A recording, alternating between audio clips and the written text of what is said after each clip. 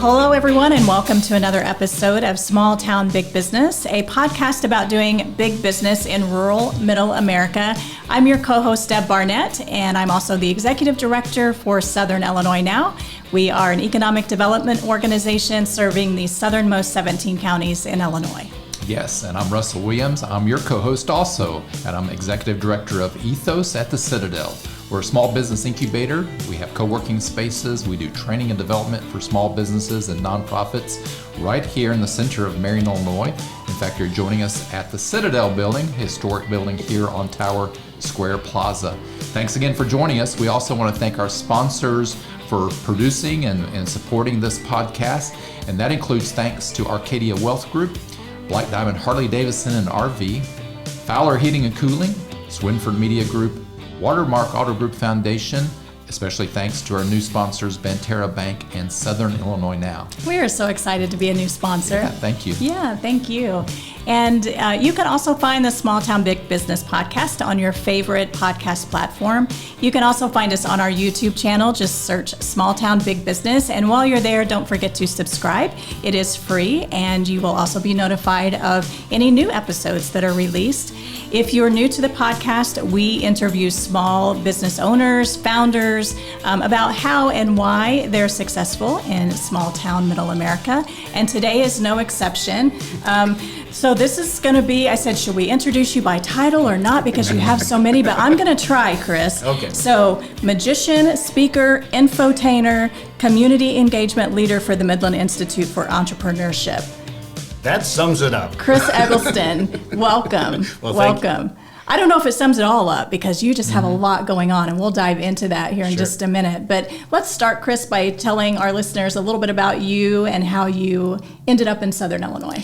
In Southern Illinois, I'm a born native of Southern Illinois. We were talking earlier about being in Union County. That's where I started, Jonesboro, Illinois. Yes. But my dad's job took us out of the area for about 10 years. And so we moved back in, 1981 and picked Carterville to settle in. And I've been there ever since. And that's the little journey about being a Southern Illinoisan. Mm-hmm.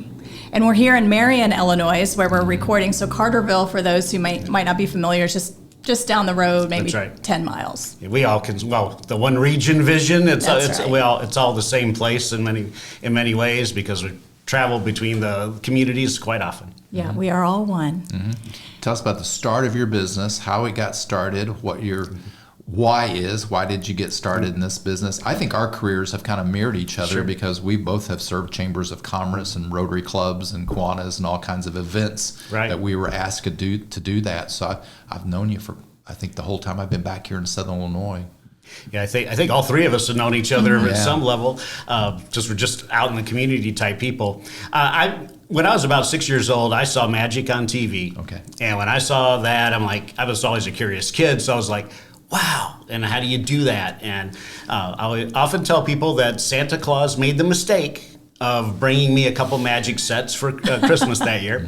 And that started the passion for it. That I was, hey, this is really cool. A lot of kids get a magic set, but most throw it in the closet. It ends up in the trash at some point. But in my case, I kept pulling it out of the closet. There were a couple little magic books in there, and I've always been an avid reader, so I gravitated to those. And I would just do tricks and stuff and little shows for family and friends. So when Grandma and Grandpa came to visit, I had to do a little show. And that happened until I was about 15, and right after we had moved back to Carterville, my mom joined the Carterville Newcomers Club they had at the time to welcome new people in the community. So it was pretty much a ladies group, and they were trying to hire a professional magician to do an event with Santa in the community. Well, they couldn't afford a professional magician, and my mom raised her hand and said, "My son does some magic tricks." Isn't that great? Yeah. Thanks, Mom. Yeah. So my first paid booking as a magician was a referral from my mom. That's awesome. And so that day I did like 5 little 10 or 15 minute magic shows while the kids were waiting to go in to see the big guy, Santa Claus. And that started it. And I thought, well, this is kind of cool because, hey, I have a passion for this. I love magic.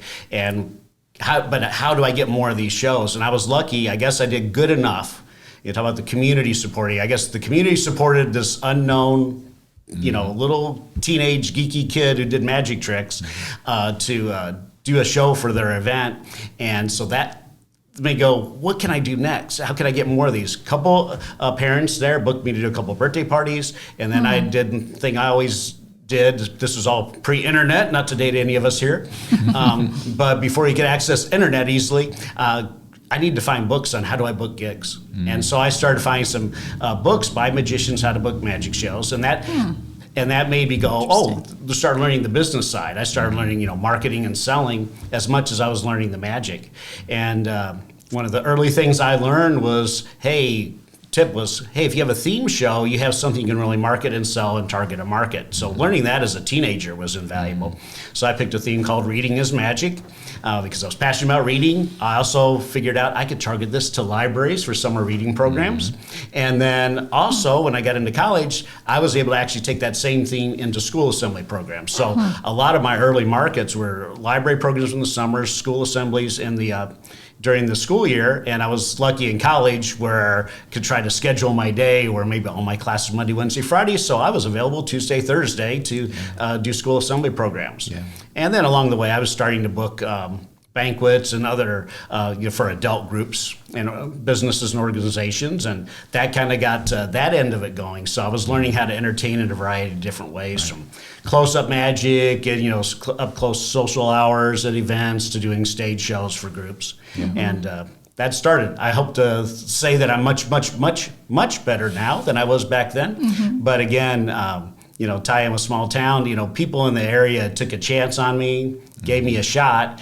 Obviously I did well enough that other people give me a shot, and that really helped.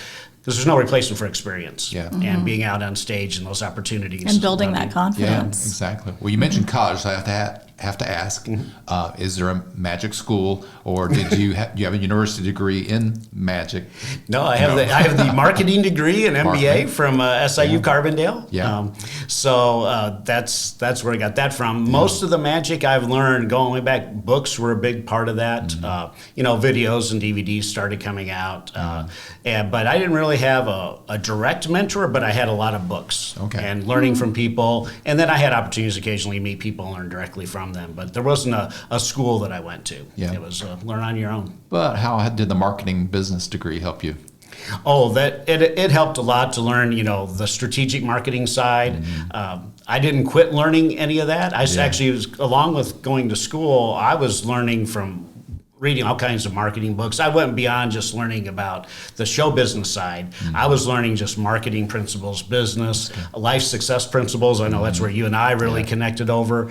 That all of those things I was constantly reading, still am, listening in my car. I remember Zig Ziglar's admonition about Automobile University. So every time I'm driving to a gig, which could be half hour to an hour or two or more each way, and as I grew the business, it got further and further.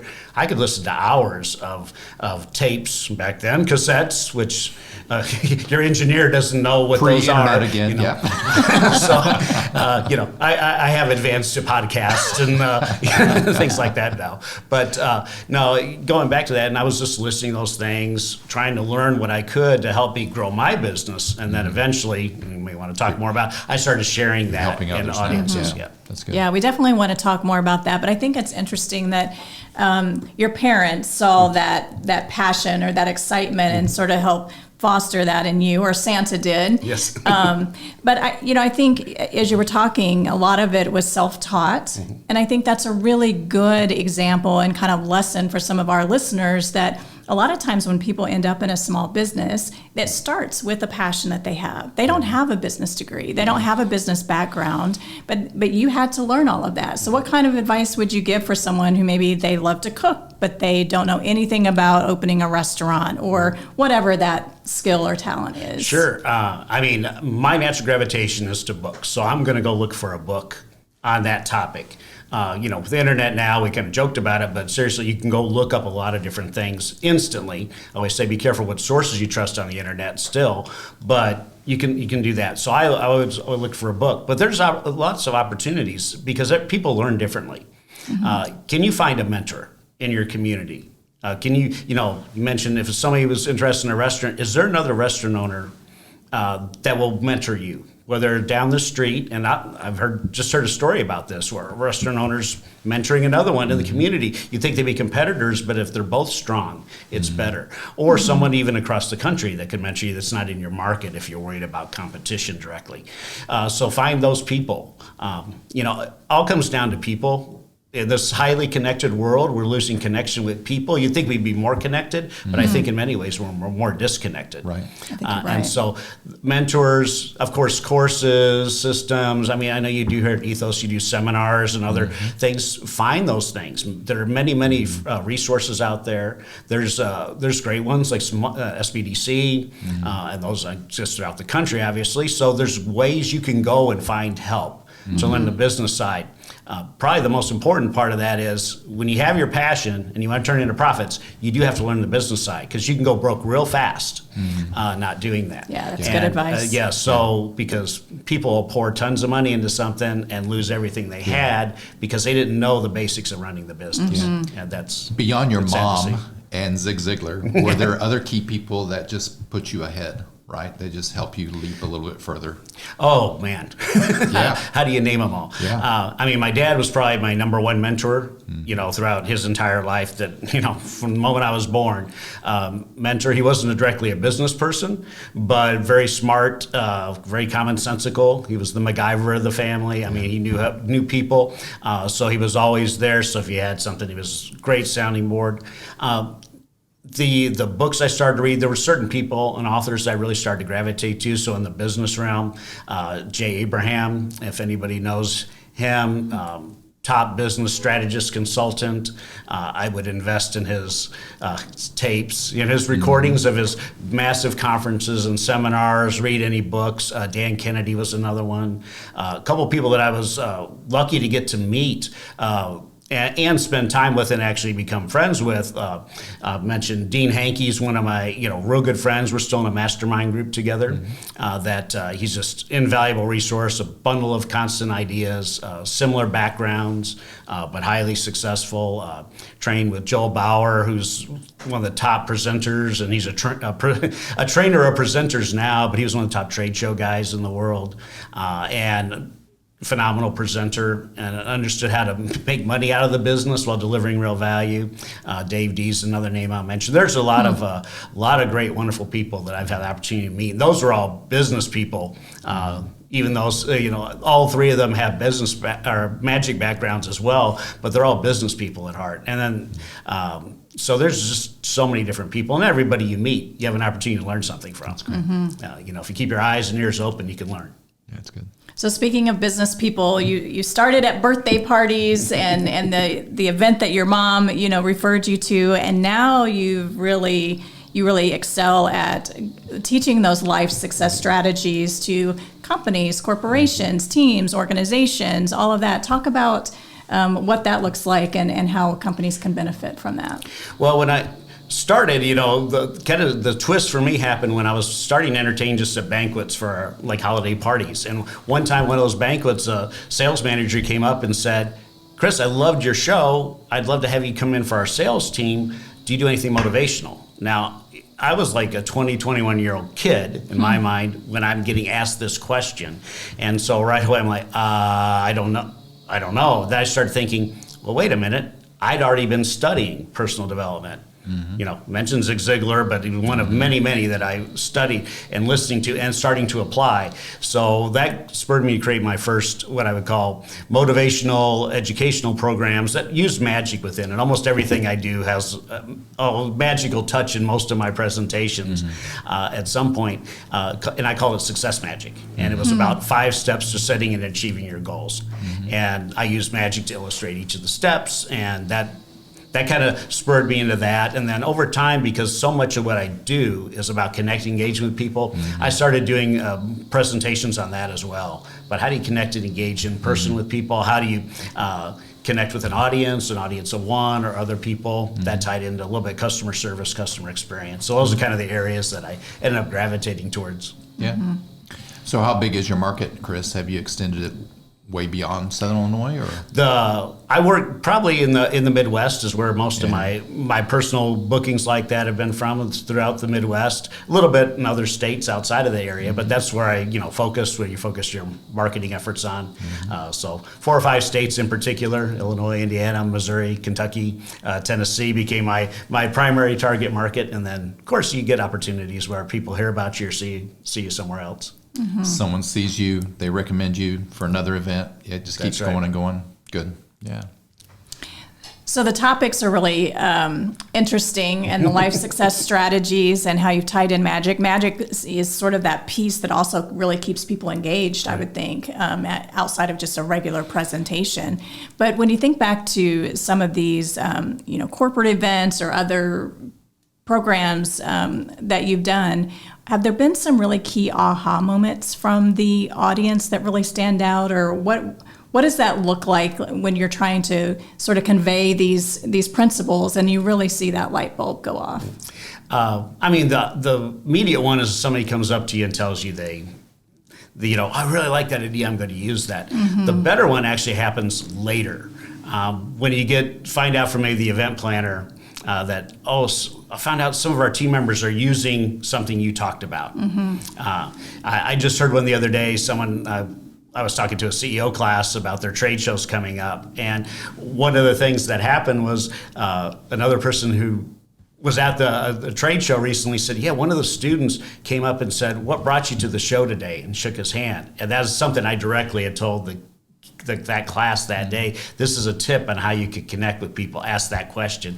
And the gentleman I was talking to about it, he said, that's like next level question. And so it's thrilling when I hear that. I had another event planner say, this was a college group, so some of our students are actually using the time management tips you gave. And so that's what really thrills you, when they're using things that that's ultimately what you're there for. Of course, if you get the audience laughing, you see them taking notes, that's an indicator. They're actually writing some of this down. That's good. I try to make it easy to try to remember the big concepts, and then hopefully ultimately each person has to apply. Right.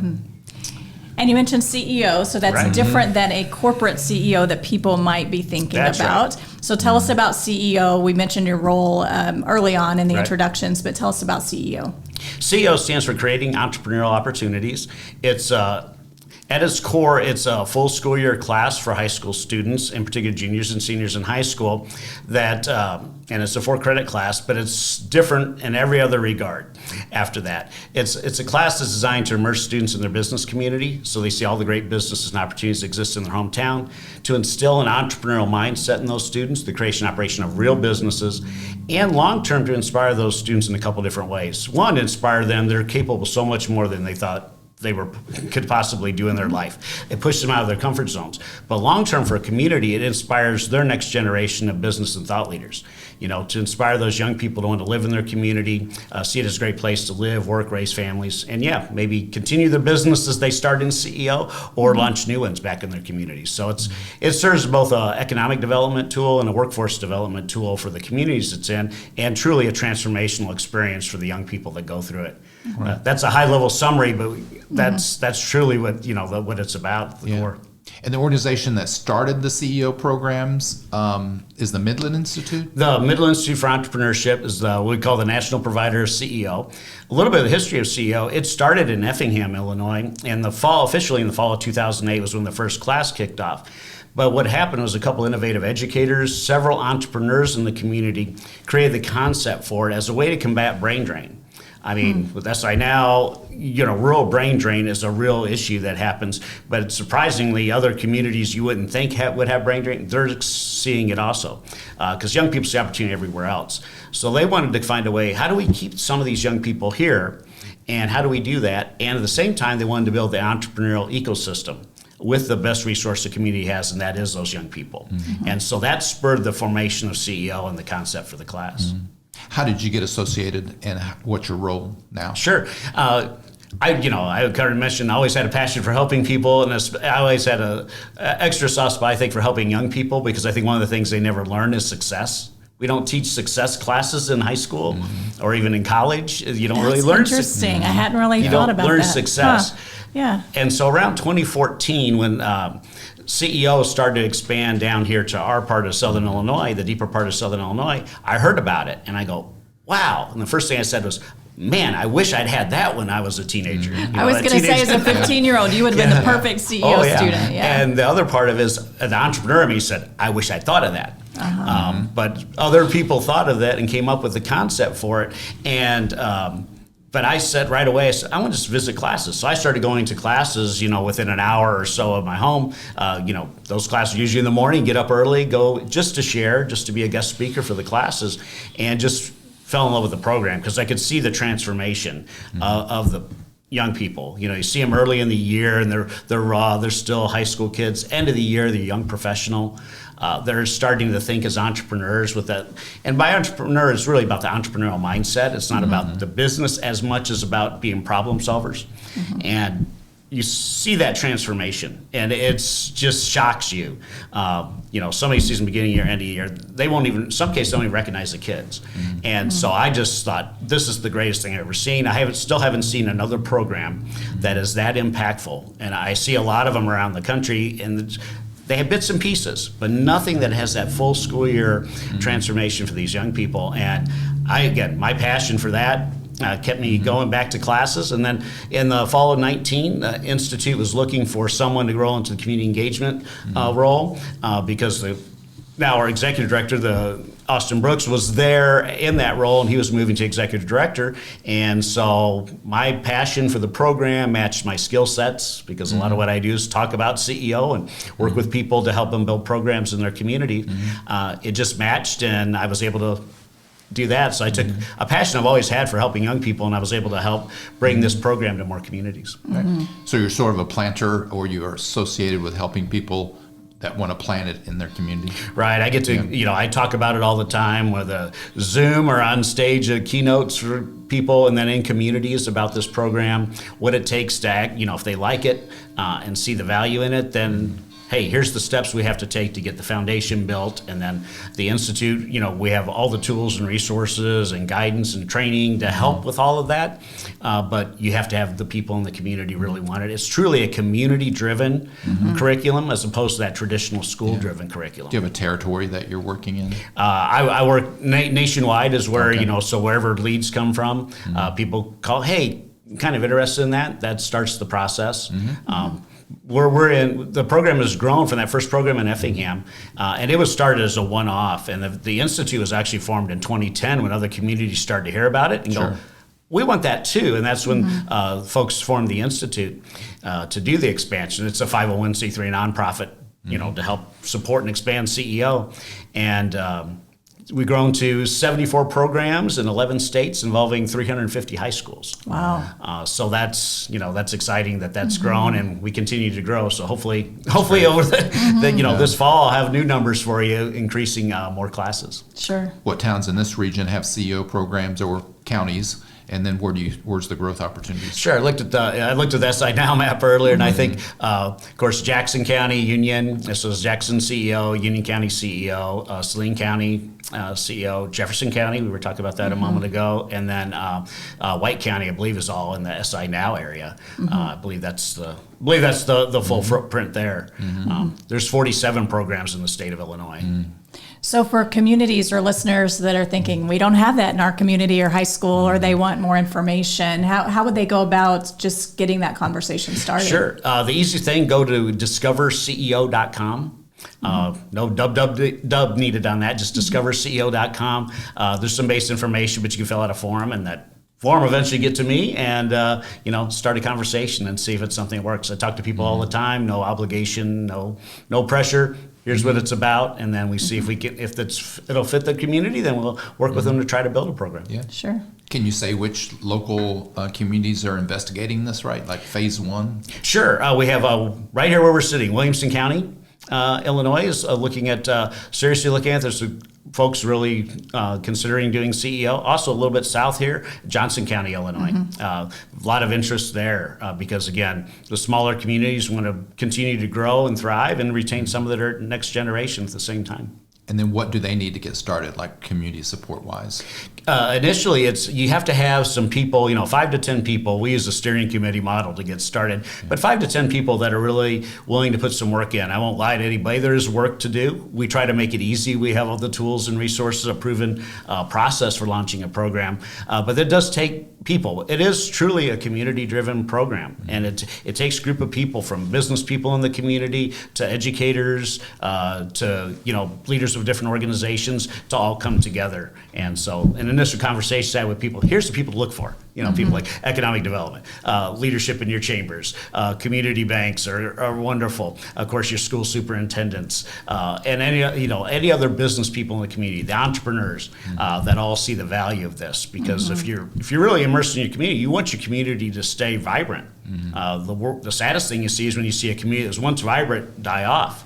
And that's a very sad thing to see. And this is where people proactively can do something that's hopefully going to make the community stay strong or make it even stronger than it already is.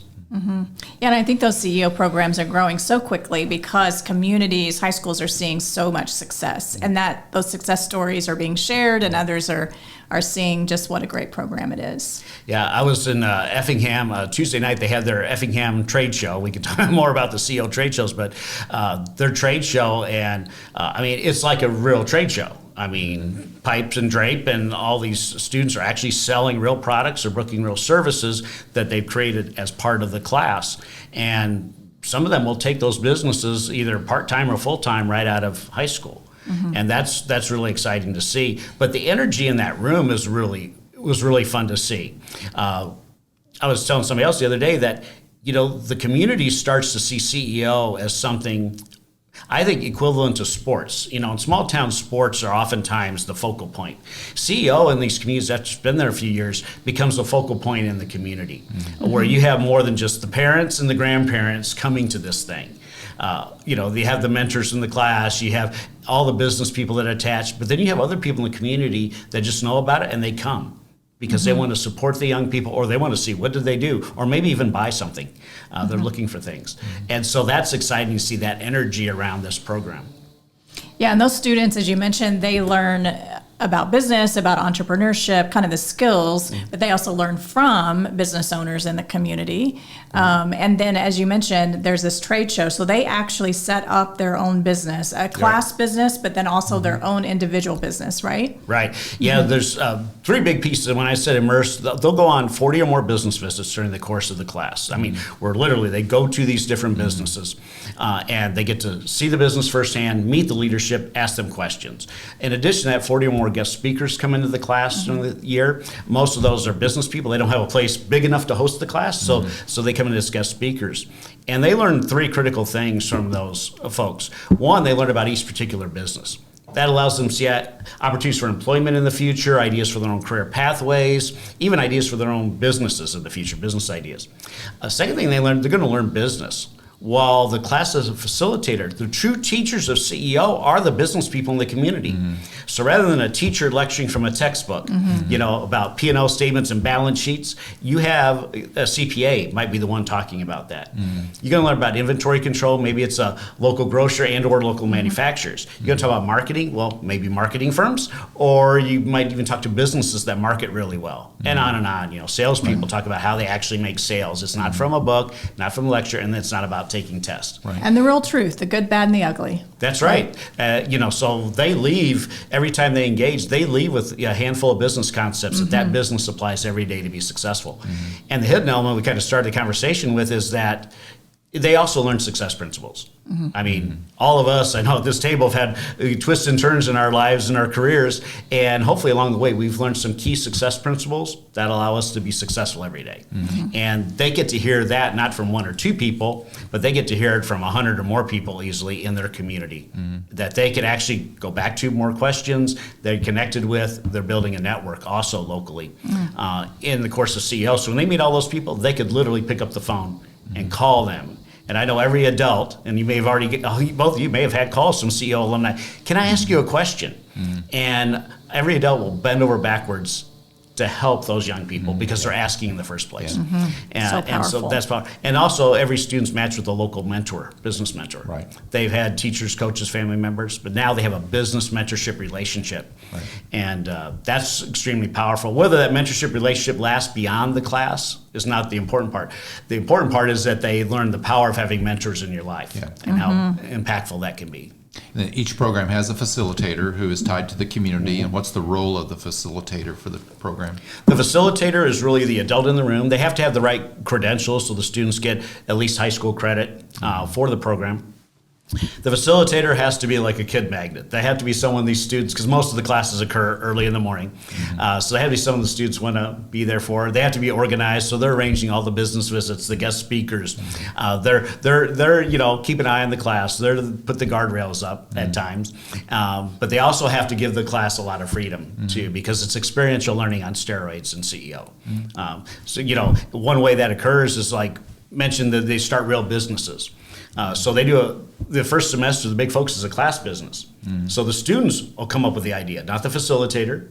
The students come up with the idea, what they want to do. They propose it to the local CEO board, hopefully gives them a thumbs up, and then the students go about executing the plan. So as opposed to a traditional teacher, the facilitator doesn't come in every day and go, okay, kids, today we do this, tomorrow we do this, next we do this. The students are driving this.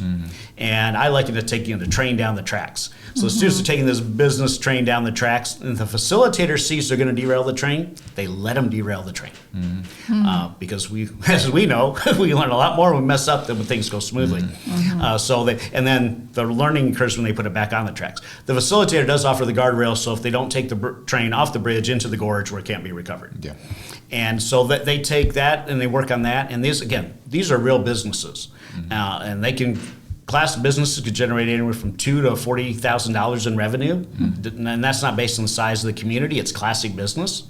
The appeal of what they're offering, how do they run the business, market and sell, and deliver on what they promise. And then the second semester, they take the big focus on individual business. So they take everything they learned as a group, and now they're going to apply it to launching their own individual business. And so if they didn't have an idea coming into class and they don't have to have one, they'll go through ideation, which they've probably been doing all year long anyhow. They'll craft a business plan, and they'll start making sales in the community. And that trade show is really the capstone of that. Every CEO year is the local trade show, where if they haven't started selling, they're expected to have their products or services available for sale there at the trade show. And there's some other pieces in there where the community really helps as well. I mean, they're doing business visits, guest speakers throughout the year. There's a couple other things we have in CEO that, when they get their business plans done, there's a banker day. Where the bankers look over their business plans with them to help them understand their financials better, to help strengthen their business idea. There'll be a pitch day. We don't call it by the Shark Tank name because Shark Tank has very expensive lawyers. But they get in front of a theoretical panel of investors in the community to pitch their idea, get a lot of great feedback, a lot of great questions, and then the big capstone, like I said, is the trade show each year.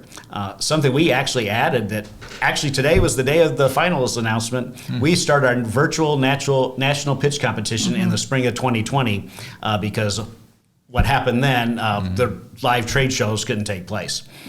So we started a virtual pitch competition where the students can get right on their cell phone, record a 30-second pitch of their brand new business idea. They submit it to the Institute, and it's an optional thing for students to do. But we gave away cash prizes. This year's top prize for the winner was $2,500. And there's some other gifts that we give the top winners as well. But it's a national judging panel contributed to that.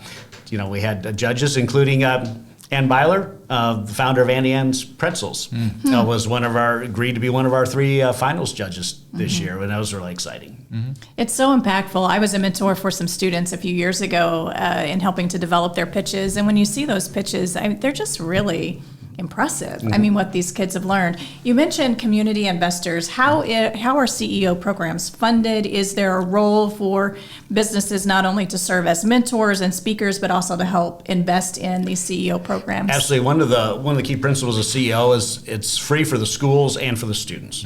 So no student ever has to have money. They don't even have to come from means to be part of the CEO class. To expand on that a little bit, they don't even have to have money for their business. They learn in CEO how to go from nothing to something. So That's never a barrier. It's free for the schools. It's fully funded by the community. Okay. We call CO donors investors. So there's some different levels of that, but they fund the program, which really brings the community back into it. And when those businesses put the money into the program, and we look for new programs to try to get 35 to 50 different investors, we call them, to fund the program, and that at least that many, and that helps them realize, oh, we're putting the money in, we want to be involved, because that's what spurs them to want to host the class at their business, to be a guest speaker. That brings them to want to be involved, and after 3 years of that, they keep wanting to invest in the program because they see the results every year. Sure.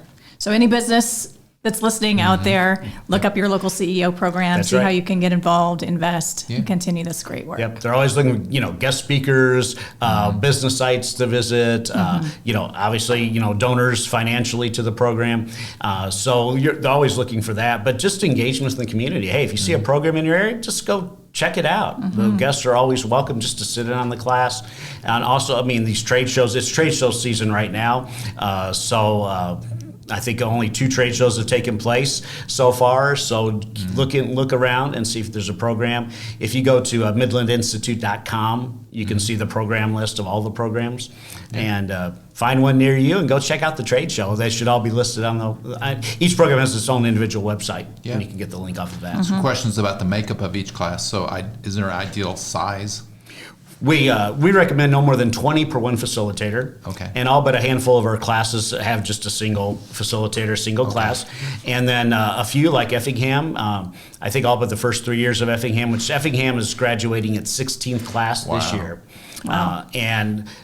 So they've been a double class, so they have 2 facilitators just for management of the class. Right. And I think this year by the end of this year, they will have had over 500 alumni go through that program. Okay. And did you say the participants are juniors and seniors in high school, or one or the other? Every community makes its own decision on that. Okay. So they decide if they're going to do one or both. I think nationally we see about 70% of CEO alums each year are seniors. The other 30% are juniors. And many of the programs are made of students from a few high schools. Right. We try to build a program. It takes into consideration, student population. You need enough students to participate in the program, enough business community to support that program, and then we have to look at logistics a little bit too, because they are going to different businesses every day, and then heading back to their high school to continue their school day. So those are 3 big pieces to that. Right. And so to build that, we often have more than one high school involved. That's actually an added benefit that I really believe I think a program that has more than one high school has the benefit of these kids have grown up with their fellow classmates their entire life. They know them in and out. But now if they suddenly go into this class where they're with kids from another high school that they don't really know that well, it's like going into a new job somewhere.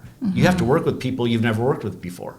And so that brings an added element of learning for these young people, and it builds camaraderie. And sometimes, well, we're in Southern Illinois. It can be pretty vicious on the sports fields and in the basketball court at times.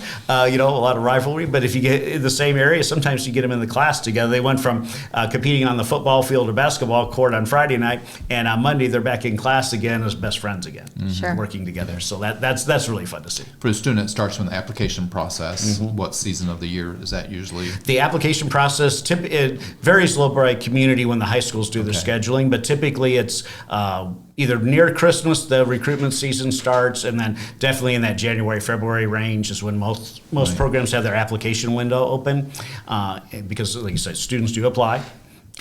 Then each CEO board uses a blind selection process to select the students. Okay. We have a digital application portal set up so the students can start right on their cell phone, go right through their local website to help them apply, and then they have to provide, each school gives a referral reference for each particular applicant, and the student also has to provide 1 or 2 business references. That all goes in that portal, and then that selection committee on the board, like say, it's a blind selection process. Small town America, sometimes your last name carries more weight than it should. Sure. And so that helps eliminate that bias and any other biases.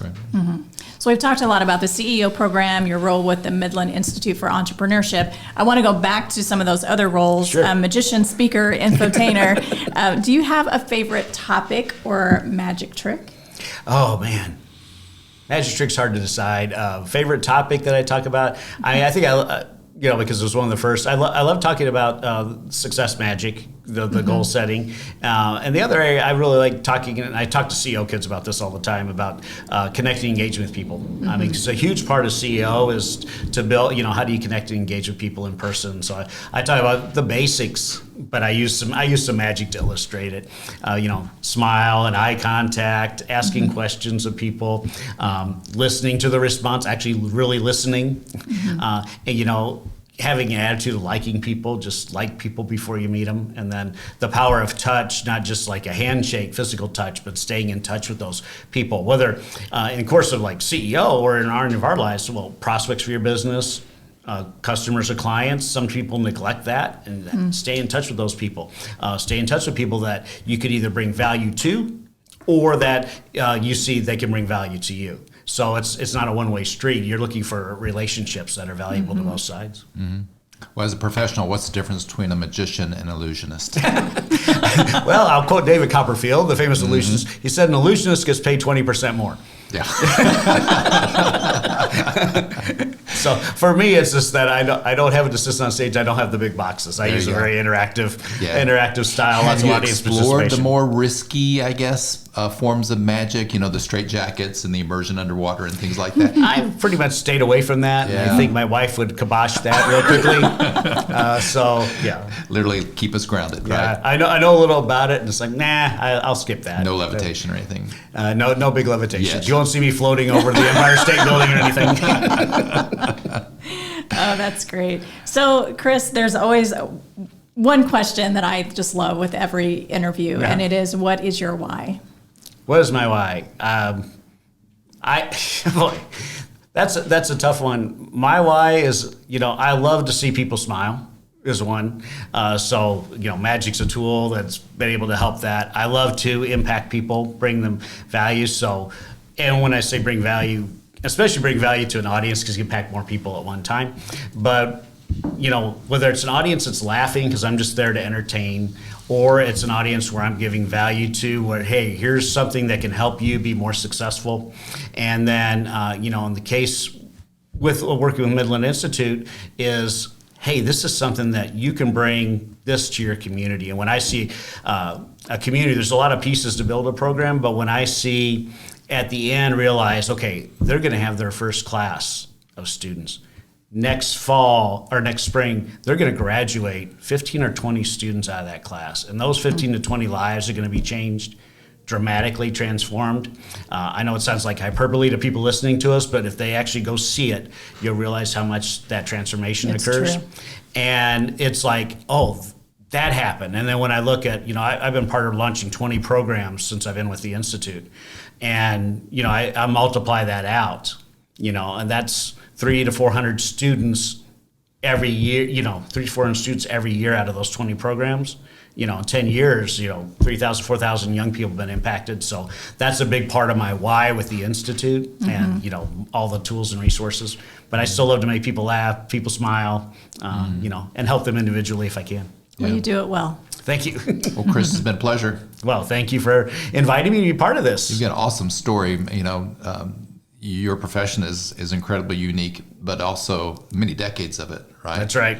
That's awesome. Go back to first paid show, 1982. That's awesome. There you That's go. So good. Very successful. But that segued everything else. Yeah.